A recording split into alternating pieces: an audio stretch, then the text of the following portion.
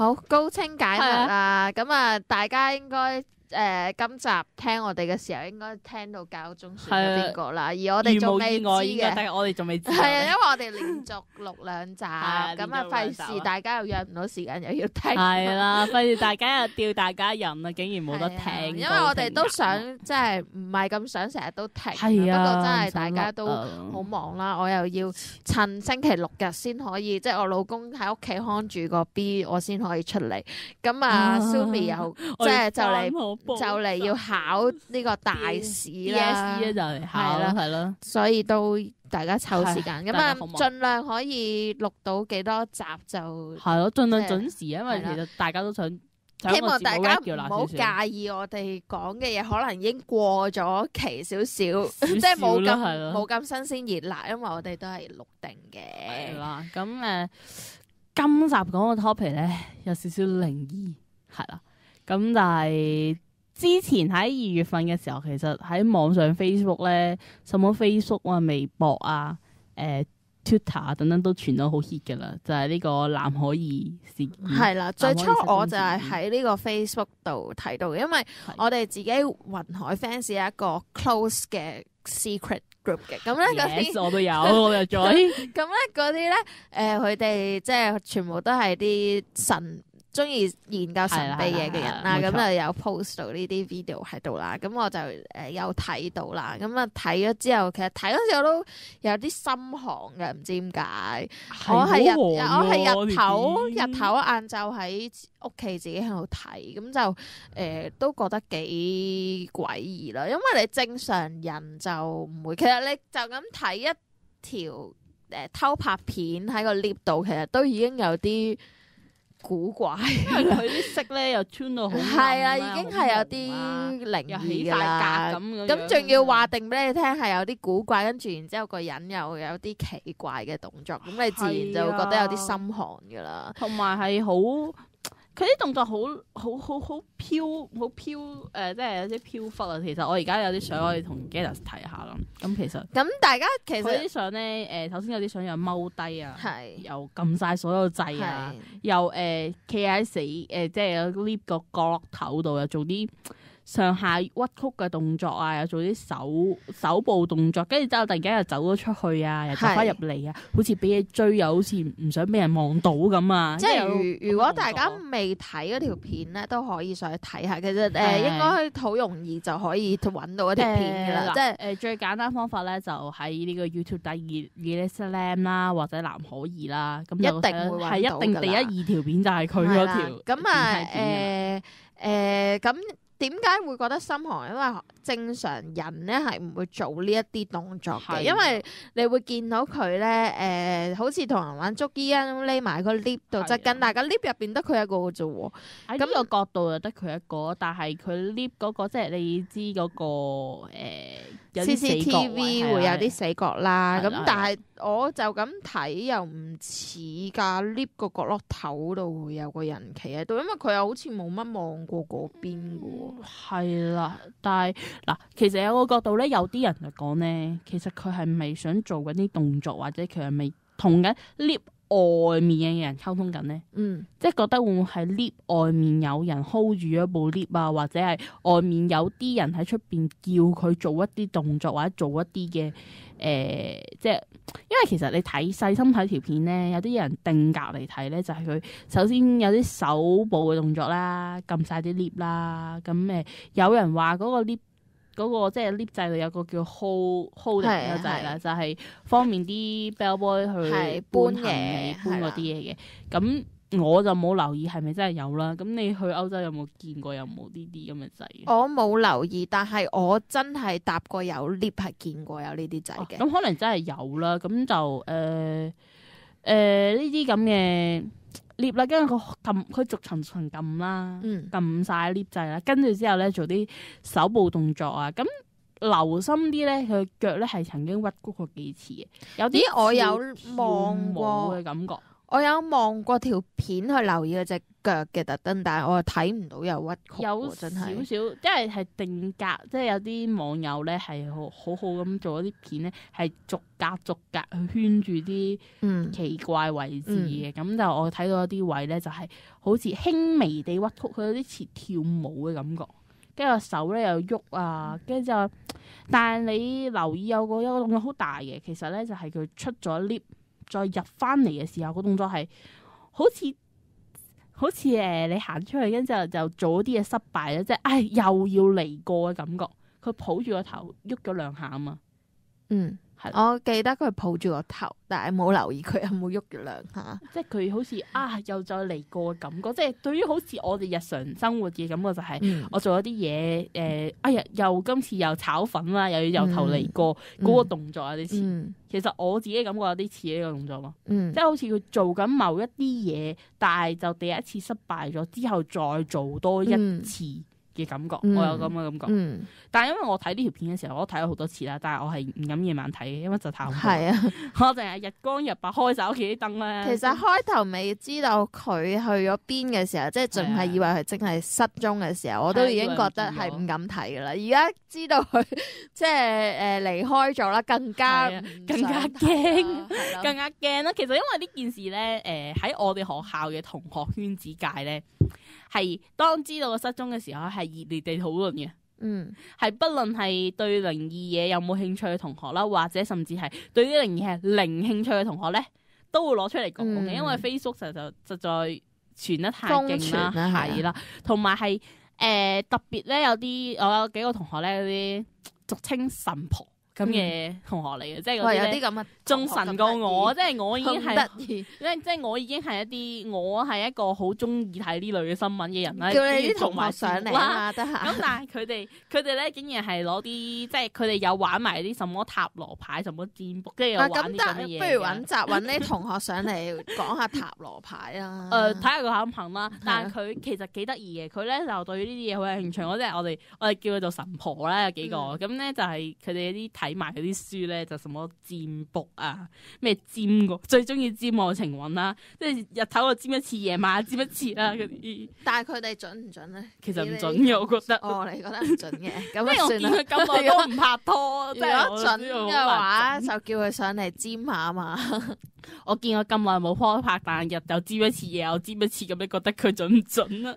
佢可能就係只仲係冇得拍嘅，又占多次，仲係冇得拍嘅又占多次咁樣。我唔知佢啊，佢成日喺度占卜咧，佢咩都占一餐咁樣，即係考試前又走去占卜下，但係永遠都係占唔中嘅，所以我唔理佢啦已經。但係佢哋講呢單嘢咧，講得好靈。佢有冇占下？即係佢去咗邊咧？佢冇咁高道行哦。但係內地真係有人占，我哋講下內地占卜嘅情況咧，就係有一個內地嘅網民咧，就喺內地發布呢個消息。當有呢個消息嘅時候咧，就話呢個女仔失蹤咗啦。咁咧就占卜過嘅，咁咧佢就有啲嘅結果咧，就 po 咗上網嘅。咁大家如果上網嘅時候咧，就可以睇到。咁就係佢咧，當有消息喺1月31號，2013年1月31號咧，就開始喺洛杉磯嗰方面嘅 CC Hotel 啦。咁咧就話佢係離奇失蹤嘅。咁當時嘅警方咧就懷疑疑似，即係嗰個時間未話揾到佢嗰個消息，就話佢有死咗之前咧，已經有內地嘅網友咧就 po 出嚟，就話咧佢係喺有機會喺呢個嘅藍可兒有機會喺呢個旅途中咧已經死於非命，同埋遇害嘅地方係附近有水嘅，咁占卜咗出嚟。咁就佢占卜到啲咩咧？咁咧就用咗呢個嘅無牌陣嘅22張嘅呢個大塔羅牌嘅占卜法啦。咁就為咗佢可以抽到3張牌，咁分別就係13號嘅死神啦、14號嘅節制同埋15號嘅惡魔嘅。咁分析出咧就話佢可能咧受到人哋欺騙啦，而遭遇不測啦，同埋死因嘅原因咧就係喺旅行啦，同埋特別同水有關嘅。咁而嗰位網友嘅解釋咧就話惡魔咧就可能代表咧佢俾人落藥啦、欺騙啦，或者跌入呢個壞人嘅圈套嘅，同埋象徵咧有呢個慾望嘅惡魔牌咧，表示出咧呢個嘅兇手可能係貪圖佢美色啦、錢財啦，而死神嘅牌咧就即係確定佢已經死咗啦。咁節制嘅牌咧就覺得咧可能咧就係藍可兒喺旅途中咧就喺有水嘅地方遇害，而時間咧就傍晚，而且案發咧已經有一段時間。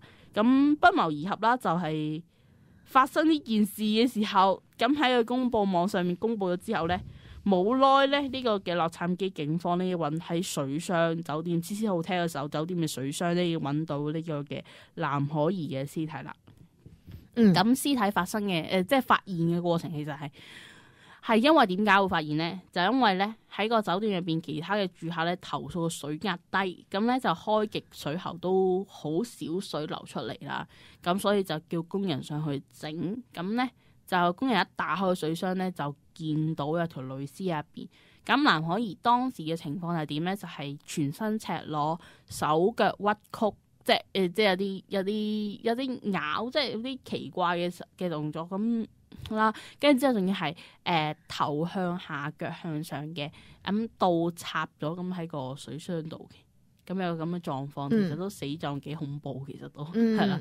咁就有個咁嘅，即係個新聞上同埋警方公布嘅消息就係咁啦，係啦。我覺得嗰個大陸網友咧都可信性都幾高啦，因為唔好理佢係咪煎出嚟嘅結果係有幾神化，而係佢講我跌落壞人嘅圈套咧，都中啦！你一個人好人好姐，冇理由會出現喺天台，而全身赤裸又喺個水箱入邊，斷估都唔會係意外啩？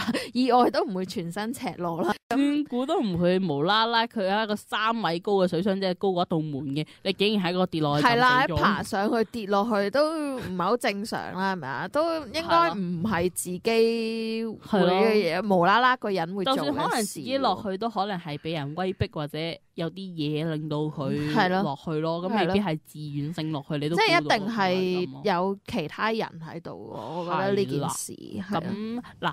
最新嘅消息咧，當我哋錄音嘅時候咧，就藍可兒嘅屋企人嘅表示，即係新聞啦，咁就喺加拿大嗰邊嘅報紙咧，已經有消息收到咧，就喺呢個嘅節目應該點講咧？係我哋錄音嘅時候嘅前一日，就係星期六已經下葬咗喺呢個嘅呢個加拿大嘅一個墳場入邊嘅啦。咁就睇先幾號咧，應該。大家網友可以上網睇翻，就唔記得幾號。今日幾號？咁大概其實我覺得點解嗰啲加拿大嗰啲記者咧，點解佢唔去問下？即係有問㗎，嗰邊嗰啲屋企人。即係雖然你屋企人可能即係唔會講太多嘢啦，因為咁熱炒嘅新聞，其實都唔想搞大佢啦，都想令佢安息咁樣，即係唔好再炒熱件事。咁但係。影到相啊，都應該會啩，或者佢哋可以講下有單新聞話佢哋唔回應啊，或者查下佢屋企人咁樣，係住喺邊啊，大概屋企狀況啊。首先啦，佢哋係查到咧，佢哋係喺我哋錄音嘅時候嘅前一日，就星期六已經喺溫哥華嘅一間殯儀館咧，就會有呢個嘅葬禮嘅。咁就係會隨即做完呢個嘅儀式之後咧，就會下葬喺咧溫哥華本市入邊嘅一個墳場，就係呢個嘅拿布科士蘭墳場。咁當地嘅一個殯儀館職員咧就指出咧，佢指出咧就只不過呢個告別式咧就係邀請嘅性質，淨係可以男家嘅家族咧批准先可以入靈堂嘅。咁就希望就佢其實屋企人都有回應嘅，就話希望所有嘅傳媒啦，有心嘅人啦，都希望可以俾可以咧就可以入土為安，咁咧就唔希望再提呢件事啦。亦都喺警方嘅調查當中咧，就由得警方去做嘢，去揾翻兇手出嚟啦。咁就已經係因為當地嘅新聞同埋記者都有去訪問佢嘅，但係就喺藍可兒嘅屋企人咧，就算電話咧都只不過係話冇嘢回應咁咪吸咗。其實有報道出嚟嘅呢樣嘢係咯，都有問過佢。同埋當時咧係藍可兒嘅父母啦同屋企人咧係有去到洛杉磯嗰方面咧嗰個地，即係嗰啲遇害嘅地方去協助警方調查提供資料嘅，有去到嘅。不過但係就之後就翻去加拿大溫哥華嗰邊咯。係咯，都有嘅，有相嘅，有影到相嘅都。但係有冇話佢屋企嘅狀況係點樣啊？佢屋企咧，首先就係有資料顯示，同埋有消息人士講咧，就話佢係一個移民嚟嘅，就係一個係喺即係講廣東話嘅移民，咁就可能有機會喺香港或者廣東嗰方面咧就移民過加拿大溫哥華嘅。咁喺當地咧就開咗一間中國嘅菜館咧，就叫狀元樓啦。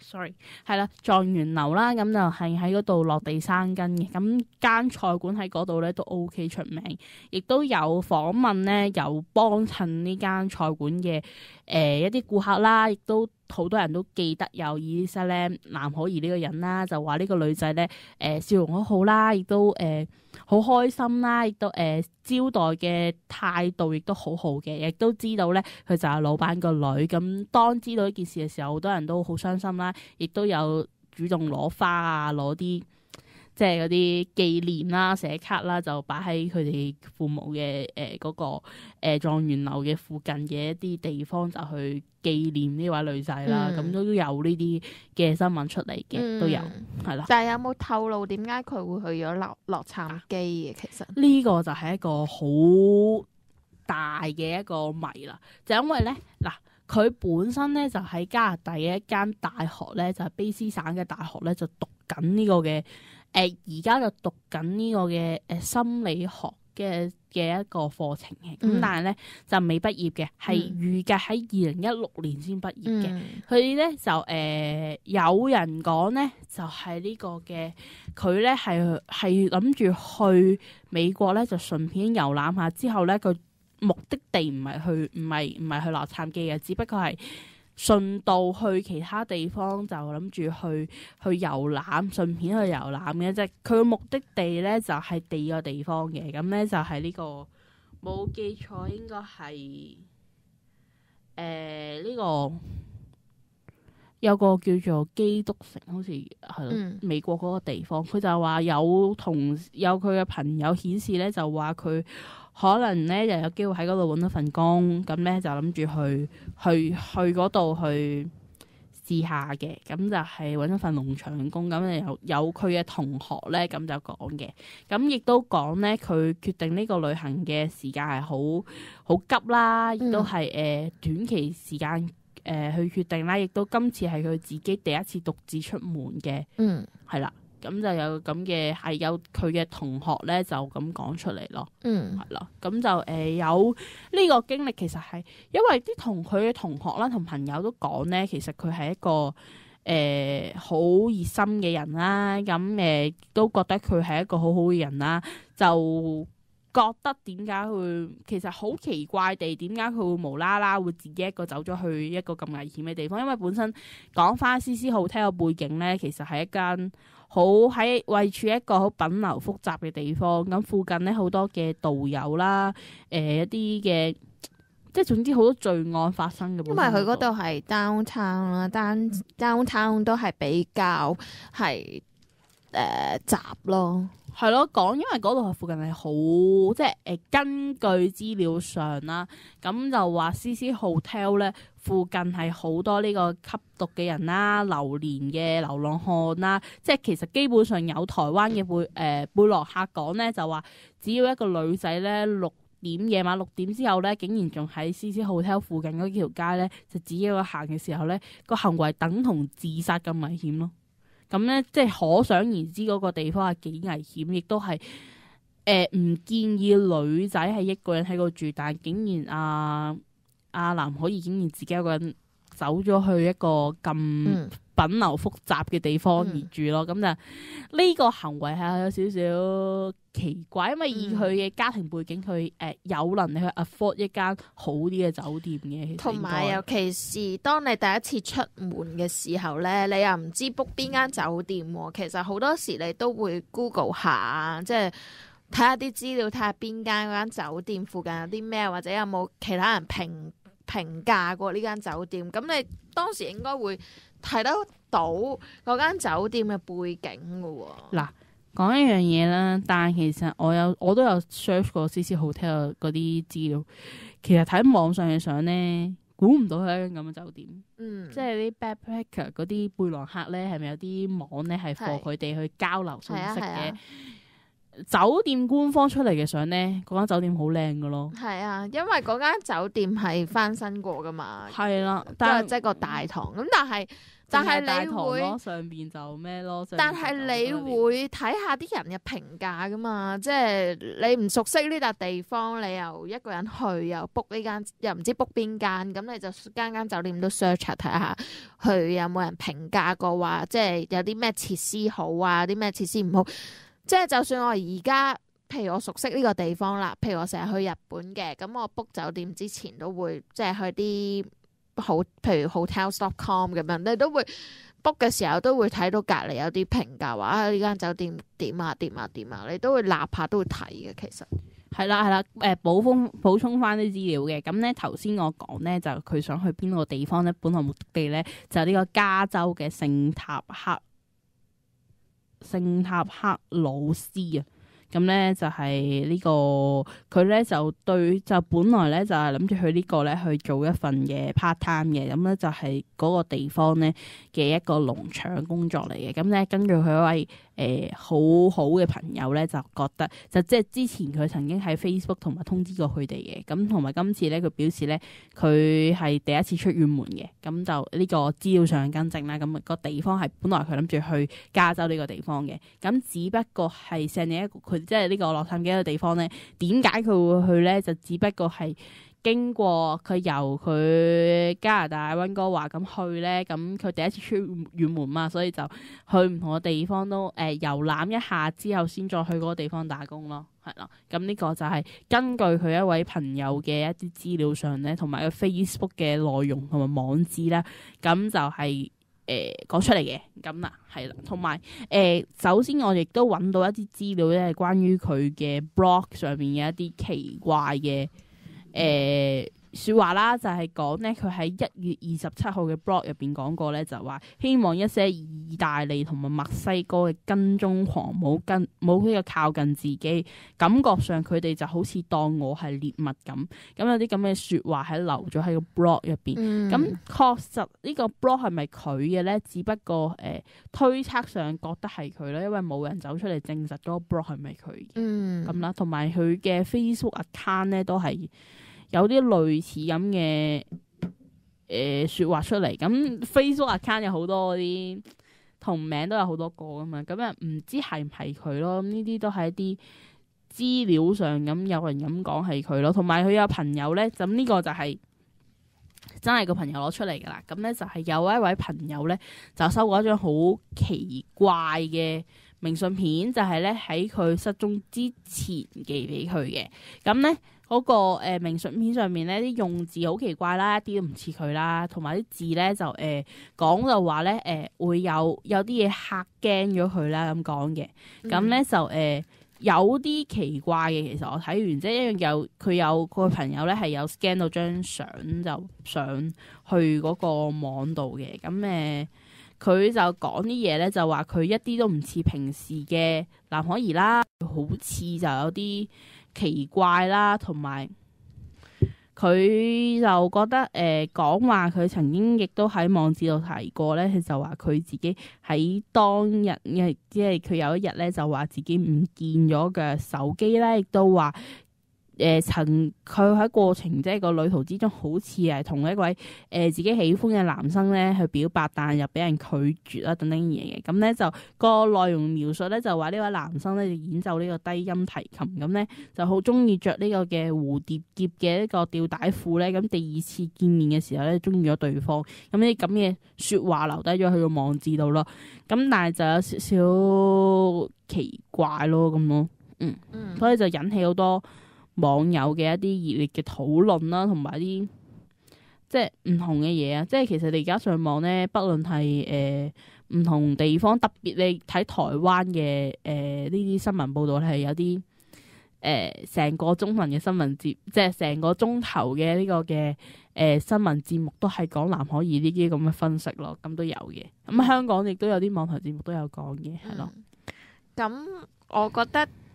其實加拿大嗰邊嘅傳媒都好冇乜揭秘到，即係冇講好多呢個人物嘅事喎。因為如果呢件事發生喺香港，我相信啲高登仔咧就已經高登反而已經畫到好多呢個關於呢件事係啊嘅嘢啦。即係譬如啲同學啊、朋友啊，即係講下究竟佢係咩人，或者點解佢會去呢個地方啊，做啲乜啊？其實而家已經有好多資料，佢啲同學走晒出嚟。但係你都未解釋到佢去呢個地方見到啲咩人，同埋點解佢自己一個人去咧，做咗啲咩咧？咁樣去到，淨係知道佢想去加州嗰個地方去打工。係咯，淨係知佢個總目的地個終點喺邊咯。同埋打工咁嗰個請佢嗰個人有冇話同佢聯絡過？係咯，都冇一啲好實在嘅消息，都唔知係咪真嘅喎。只不過係話加州嗰個地方嘅一個農場，但係個農場確實係咩名咧？係邊咧？到底係真定假咧？就係冇人知咯。同埋佢係讀緊書噶嘛，無啦啦去打咩工咧？所以呢啲嘢都唔知係真畢業嘅。佢喺2016年先喺卑斯省嘅大學。係咯，定係會唔會佢去呢一個地方？因為呢個酒店其實都係都幾出名，係有好多嗰啲兇殺案同連環殺手同係啦，同埋一啲撒旦教嘅人喺嗰度啦。咁佢會唔會係？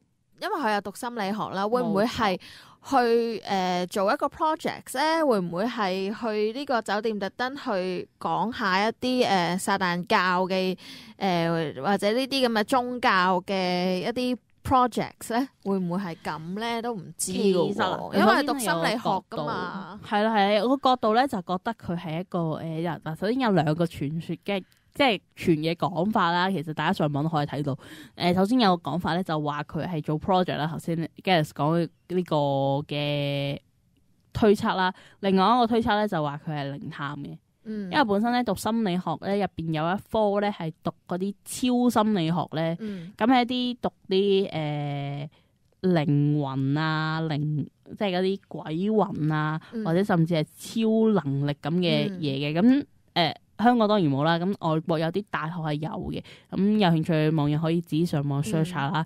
咁懷疑佢會唔會係主修心理學，曾經都有接觸過呢方面嘅一啲資料，對呢方面有興趣咧？咁但係就冇人講。會唔會有佢啲同學可以問下有冇透露過，或者最近有冇做一啲 projects 啊？有冇啲教授 professor 講下啊？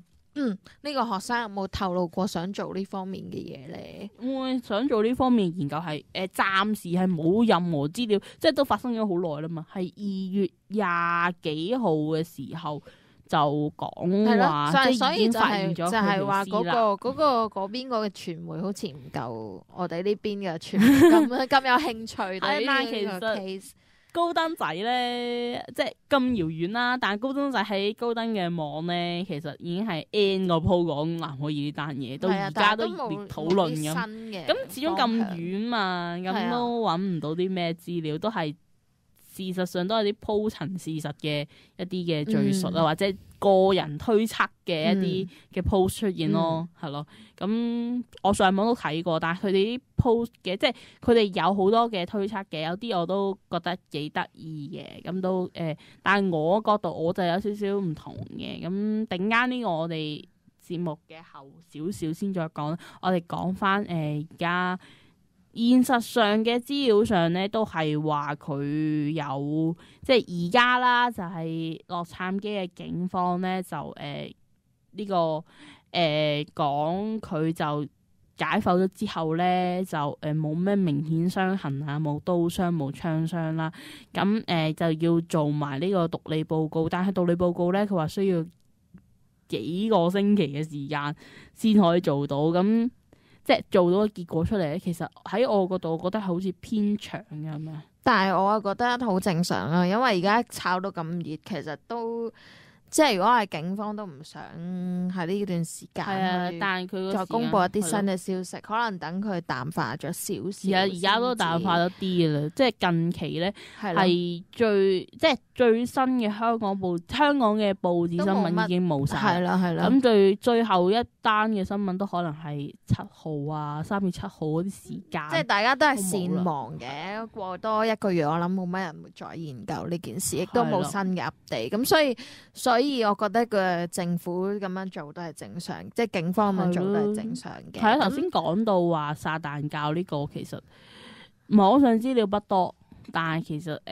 喺啲旁枝末節度邊就好似睇到啲即係有啲唔尋常嘅地方咯。因為曾經有幾位嘅連環殺手喺度入去住過，但係有一兩位都係有呢個撒旦教背景。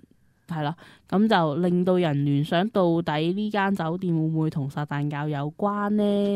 因為本身美國喺撒旦教呢樣嘢，即係之前節目你同肥仔都講過啦，撒旦教起源嘅地方都係美國啦，就喺呢個加州嗰邊噶嘛。咁就有啲 Church of Satan 啦，呢啲咁嘅撒旦的教會咁等等嘅嘢出現啦。咁其實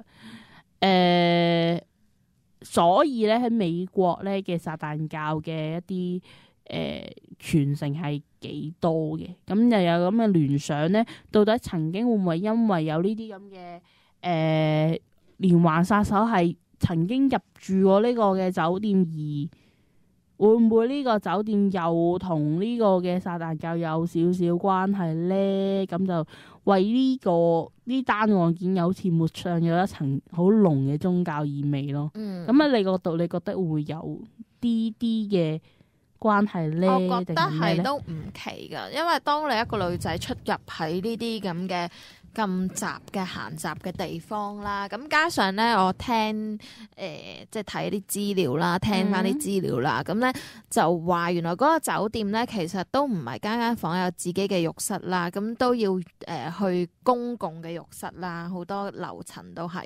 咁即係會唔會佢一個女仔出去沖涼啊，或者咩嘅時候俾人睇中咗咧，即係俾人跟住咧，咁都唔奇噶喎。因為如果你講個酒店係，如果真係有一啲撒旦教嘅，唔好話係一啲嘅信徒啦，或者係一啲即係因為美國咁大啊，即係有一啲人好中意、好崇拜呢個撒旦教嘅人，係特登嚟朝聖一下，嚟住下，咁都唔奇㗎喎。如果喺呢段時間遇到一啲對呢個撒旦教好狂熱、好迷戀嘅人，咁見到一個女仔自己喺度出入，又去沖涼啊成，咁好難講會唔會係跟住佢吊住佢尾做一啲唔好嘅事都唔定㗎喎。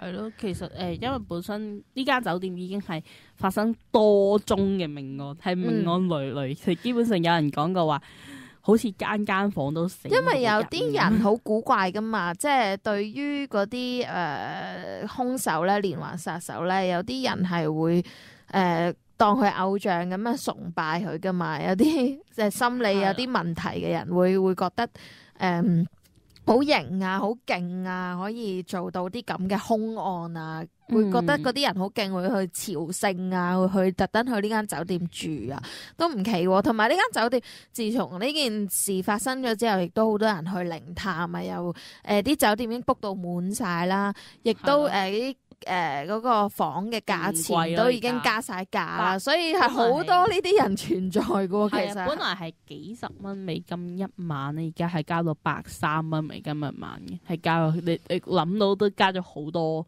個價錢係加到好貴啦。咁我哋講下咧，其實我揾翻啲資料咧，講下到底呢間 CC Hotel 到底發生咗啲咩咁恐怖嘅案件咧？咁第一單案件咧就係呢個1947年1月15號。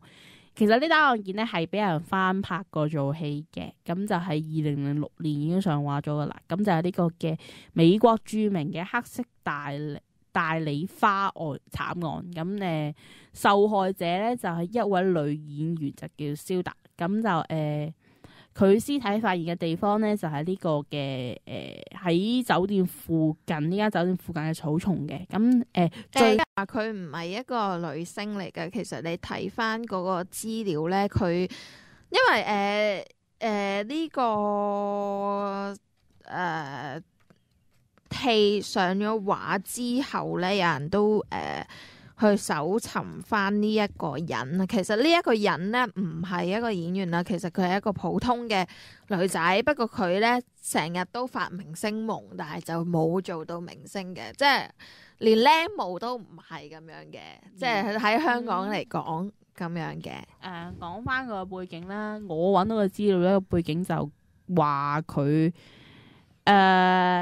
即係其實佢有演出過嘅，咁都講過佢話係一個，但係講佢嘅私生活非常之混亂啦，亦都經常亂搞男女關係嘅一個女仔嚟嘅。但可能都有拍過少少戲，所以都有人稱佢為一個女演員啦。咁有個咁嘅，即係有咁嘅即係咁嘅傳聞出嚟咧。因為始終都發生咗咁耐啦，咁所以都揾唔到一啲確實，即係嗰啲資料出現咯。咁就有人咁講話係有啲似伊莎蘭呢個，有啲似嗰單 case，所以有一個女仔住喺一個酒店，跟住之後就無啦啦咁就俾人殺咗咁咯。兇殺案唔係喺酒店入邊發生，唔係，但係佢最後露面嘅地方就係酒店嘅，即係喺酒店嘅附近發生。係啦，附近草叢就發生嘅。咁但係佢死狀非常之恐怖啦，佢係被人分開咗2截啦。咁跟住之後仲要塊面俾人畫花到畫到好似一個笑臉嘅小丑咁啦。咁就同埋有全身赤裸，亦都俾人生前俾人虐待過啦。咁有興趣嘅網友可以睇翻嗰套戲，其實都幾清楚描述得，但係就啲場面比較血腥，咁大家就留意一下啦咁咯。咁第二單 case 咧就係呢個嘅1962年，就一位女性嘅訪客咧就喺間酒店入面跳樓死嘅。咁但係咧佢跳落嚟嘅時候咧仲砸死咗一名途人嘅，就喺個酒店入邊跳落嚟嘅。咁呢位女士就咁另外咧就係1964年咧就有一位被稱為呢個嘅甲女士嘅一位嘅總機小姐，呢個奧斯古德。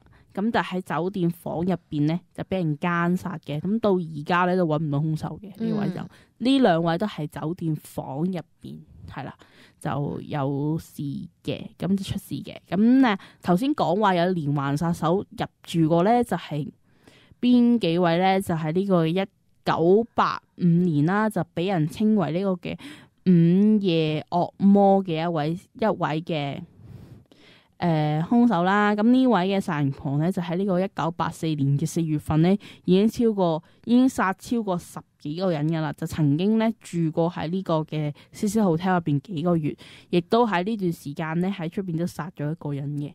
咁1991年咧，奧地利嘅殺手啦，即係維也納呢個絞殺手咧，就喺呢個酒店住嘅時候咧，就殺死咗多名嘅妓女啦，亦都係。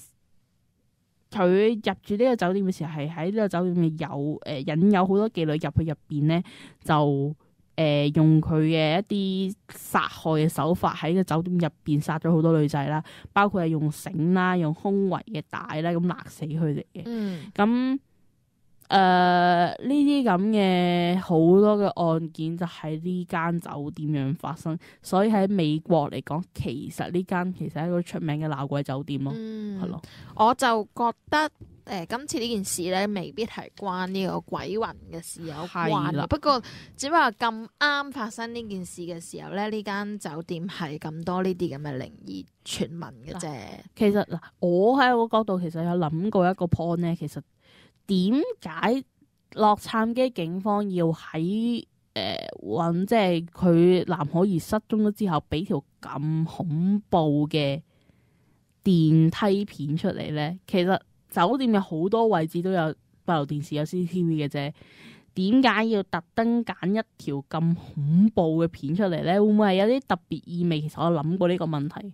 其實同埋條片咧，喺我角度，我覺得佢剪過咯。我覺得有啲時間剪過嘅。我覺得佢有啲時間剪咗咯，即係有啲時序係，即係有啲好似唔見咗啲嘢咁。我硬係覺得，即係喺我角度，我覺得電梯入邊有第二個人咯。我覺得佢係剪走咗某一啲鏡頭，係某一啲人士出入嘅鏡頭。我覺得佢係剪走咗，因為你始終你睇嘅時候，我個角度佢可能邊啲位剪咗咧，可能係佢第一次入嚟撳完 lift 掣之後出去，再入翻嚟之間，我硬係覺得好似少咗啲嘢啊！我覺得好似係佢入嚟咗出去，即係有啲，我覺得有人入過去咯，或者係當場係有其他人喺度咯。我覺得佢有少少同人溝通。咁有啲人咧就話，有人就話架 lift 好似有其他靈體啦，但我好似又好似冇去到嗰個程度，又覺得會睇到呢啲嘢。但我覺得係。我如果睇呢條片嘅時候，我雖然覺得恐怖，但係我就未去到靈異向嘅感覺咯。即係我唔會一開始嘅時候就諗啊，會唔會鬧鬼、有鬼、附魔等等嘅嘢咁。但我覺得從一個basic 嚟睇，我覺得好似係有人同佢溝通緊，但係我唔覺得同溝通嗰個係鬼魂咯，係咯。咁我見到佢咧，即係。出 lift 門嘅時候，咪有做咗啲手勢嘅，係啦。咁有啲人咧就話，手語即係識手語嘅人都有解讀話，似係咧話，唔好開玩笑啦，我唔想跳舞啊，咁樣個手勢係咁，大概係咁樣解釋。咁但係你話係咪真係咁咧？我又有啲保留，因為正常人係唔會識手語噶嘛。咁你揾個識手語去解讀呢樣嘢，我覺得未必準嘅嗰個。但係佢有好多個手部動作，其實係一個好值得去思考嘅地方，因為佢手部動作唔係普通，好似即係其實有啲位其實覺得有啲似小朋友玩嘅就好興奮咧，隻手撥嚟撥去嘅，有啲咁嘅感覺。但係有啲位咧，其實佢有啲好似有啲。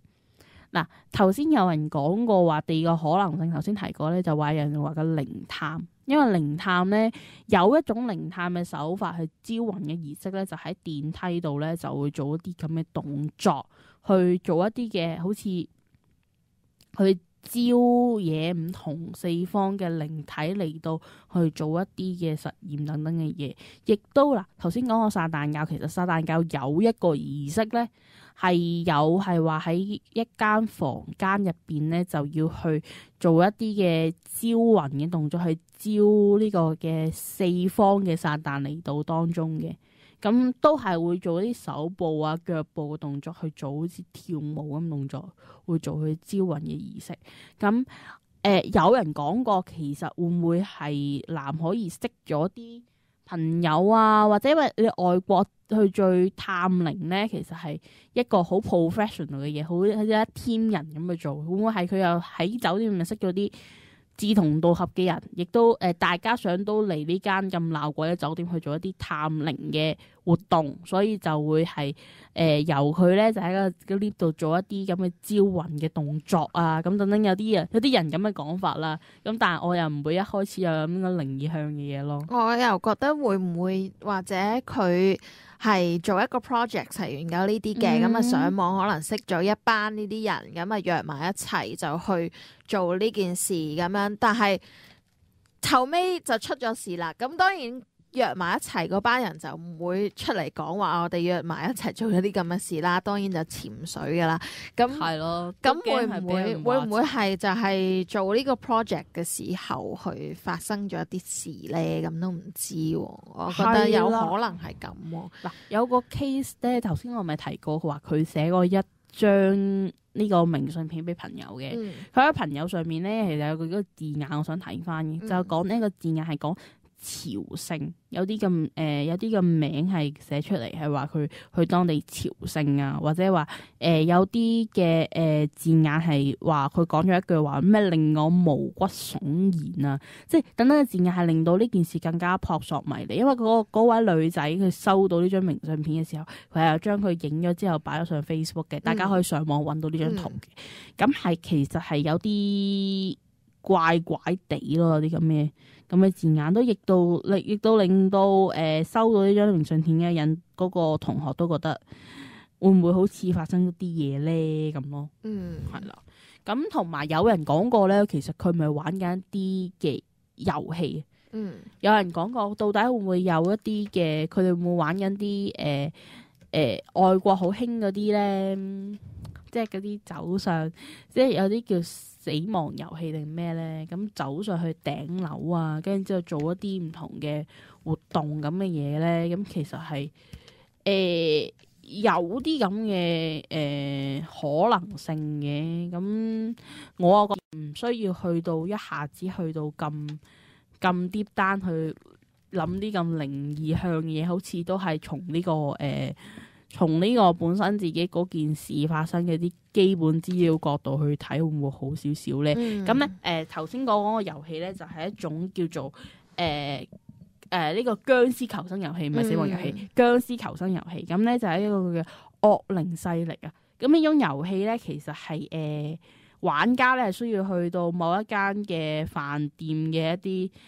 其實嗰個本身係一個 game 嚟嘅，咁咧就係一種喺虛擬世界度玩嘅，咁咧就話去到一個虛擬嘅酒店嘅頂樓咧，就突然間俾呢個僵屍圍攻咧，咁咧就要搭一個電梯由低層咧就去逃生嘅。咁有啲似咧，有網友指出咧，有啲似咧就會唔會係藍可兒佢身處嘅酒店 CC Hotel 嘅時候，又曾經佢係喺呢個嘅電梯入面留低呢個神秘嘅畫面咧，就有都巧合出嚟咯。就覺得有啲即係有啲相似嘅地方咯，係咯。咁所以咧就覺得會唔會係有啲奇怪，同埋咧佢就亦都有講過，頭先阿咪話講過咧，就話佢喺旅程中係咪識咗一位男仔嘅，就話佢一見鍾情咗佢，就話咧佢喺網誌即係有一個網誌啦，就唔知係咪佢，有人就又話係呢個網誌係佢咧，就話佢自己中意嗰個男仔咧，就中意啲玩呢個嘅惡靈嘅勢力呢個電玩嘅。咁呢個電玩咧，即係呢個遊戲咧喺台灣其實都好多人玩嘅。咁遊戲入邊咧有3男1女嘅角色，咁咧呢位4位即係遊戲入邊嗰4位主角咧就要攜手去呢個突破呢個僵屍嘅包圍啦。又話即係有好多唔同嘅一啲場景嘅，其中一個場景就係頭先提過嘅酒店場景。咁其實就喺呢個角度，就有人覺得會唔會佢哋係約埋幾個人又玩啲咁嘅遊戲，中間就出咗事，或者係有人真係對藍可兒可能做一啲例如可能話貪，即係啲貪佢美色啊，想做啲唔應該做嘅事，最尾出咗件咁嘅事咧，就係人哋咁講咯，係咯。咁你又咁推測出嚟，咁就覺得我覺得好似就即係其實睇完呢個推測之後，其實都係翻基本步，其實會唔會係都係唔係從靈異角度諗，就同啲人嘅角度諗，會唔會係因為人嘅一啲貪念而引發咗呢件事而發生？咁其實好似都還原基本步，都唔係喺靈異嗰方面諗咯，係咯。咁就呢件 case 其實到而家都係啲謎團重重啊！其實完全係唔知道點解佢會走咗上去啦，點解又會最尾係個屍體狀況會咁靈異啦？咁其實有個有個分析嘅，其實我有五大分析嘅，其實咧就話其實大家第一個謎團就覺得咧，到底藍可兒係俾人殺定係意外死咧？其實有人咧就有警方即係洛杉磯嘅警方嗰邊咧，有曾經傳過就話懷疑藍可兒係因意外而死嘅。咁呢個說法咧，其實就喺我角度覺得有啲好笑，即係頭先都講過咧，即係3米高嘅水箱，冇理由個女仔會自己跳咗落去，跟住浸死咗噶。咁就有啲奇怪，同埋一啲即係唔係好信呢個可能性。我自己個人角度都係偏向會唔會有機會係謀殺或等等咁嘅事情發生咯。係咯。咁第二個角度就係話咧。而家有消息指啦，其實藍可兒浸咗去水箱，可能已經甚至半個月嘅時間啦。其實即係佢俾人殺咗，可能已經半個月嘅時間之後先俾人發現翻啦。咁其實點解佢會失蹤咗半個月咁耐嘅時間咧？咁其實咧，首先佢就喺呢個1月31號退房嗰日失蹤嘅，咁咧就喺2月19號咧，先喺呢個酒店嘅水箱度咧，先發現佢嘅屍體。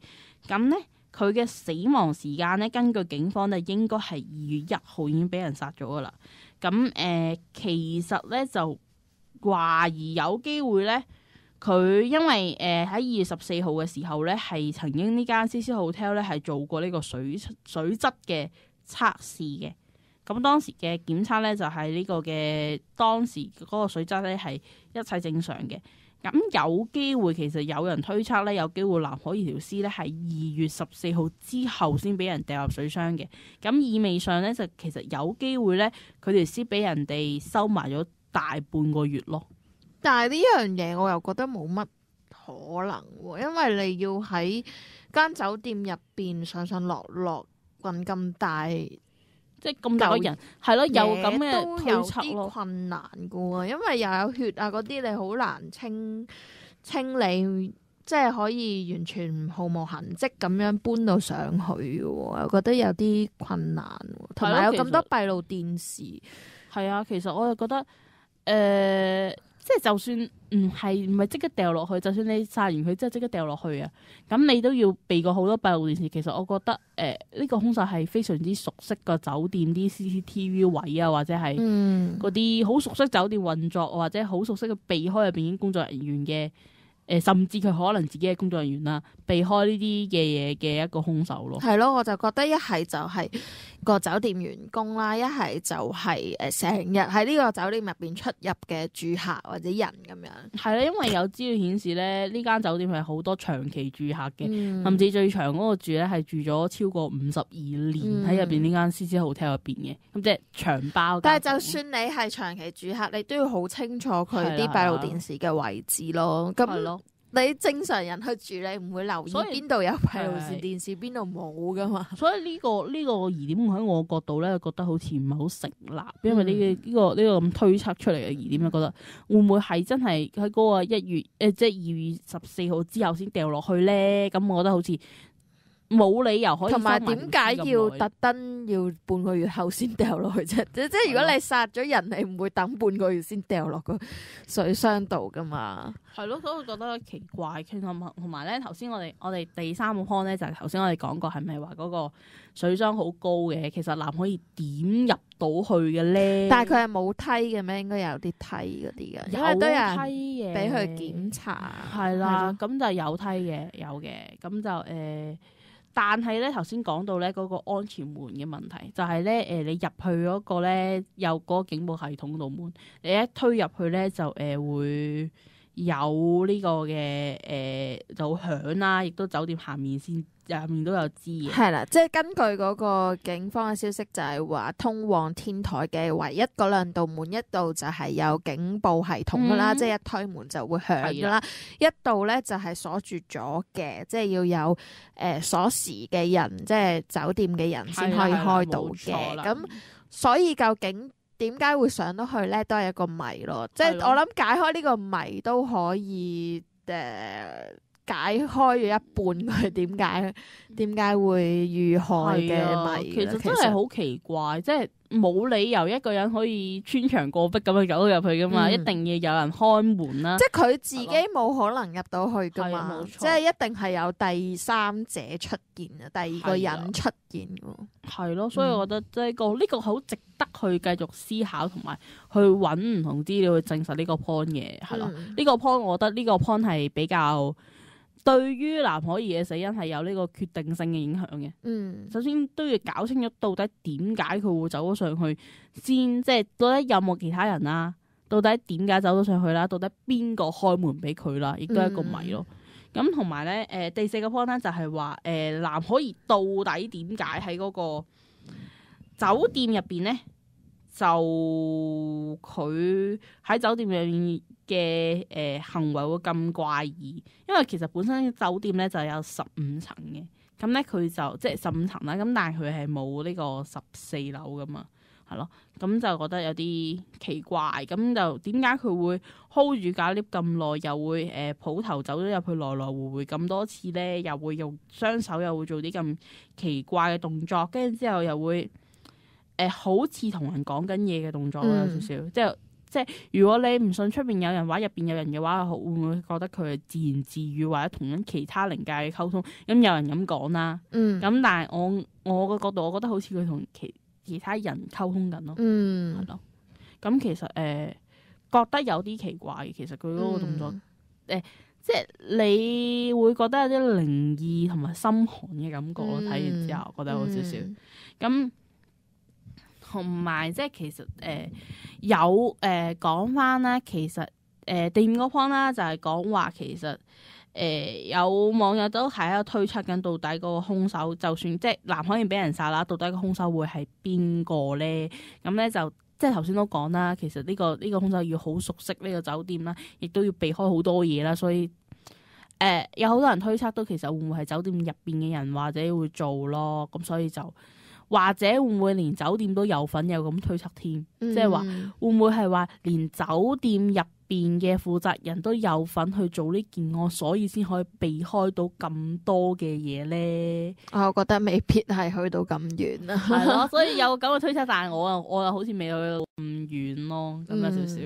咁講翻咧，其實頭先我哋一節目開始嘅時候係咪講咧話呢個外國傳媒係對呢件事非常之熱衷，亦都有人走咗入去探靈咁嘅現象啦。咁頭先我哋俾咗一份報紙 Gallus 睇啦，咁咧就係呢個台灣嘅《蘋果日報》係 Gallus 有睇過呢份報紙，因為香港嘅蘋果都有講嘛。係啦，佢咧就走咗入去咧，即係佢咧喺嗰間房 book 咗。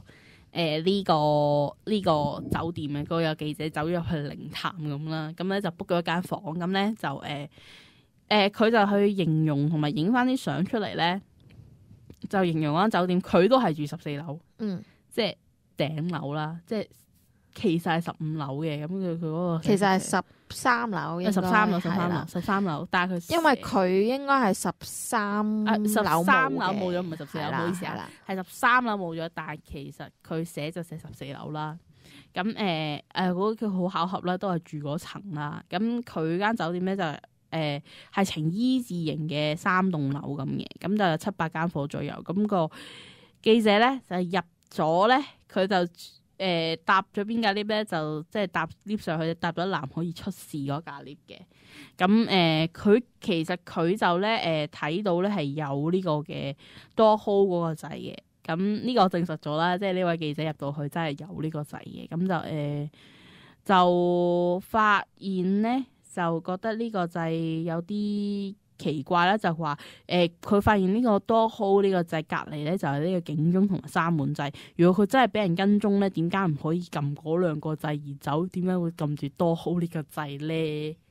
咁啦，所以咁我覺得都有得解釋嘅，因為你睇翻佢咧，其實都係冇戴眼鏡啦，同埋佢咁近去控埋撳掣咧，我諗佢都係因為冇戴眼鏡嘅原因睇得應該唔係好清楚。咁但係你都可以諗翻，既然佢睇得唔清楚，咁佢喺門口度同人做手勢、同人溝通緊，咁佢其實係咪睇得清楚佢望緊嗰邊嗰啲嘢係嗰個人係做緊乜啊，或者邊個啊？佢睇唔睇得清楚咧？都因為佢連咁近撳 lift 門撳 lift 嘅掣，佢都要控到埋佢先睇到嘅話，咁可能佢出入嘅時候，其實佢望周圍嘅嘢都係唔清楚嘅。係咯，咁所以就佢就嗰位記者咧，佢自己感覺入到間房咧，就覺得好寒啦，好唔舒服啦，亦都覺得令到佢成晚都瞓唔到啦。咁就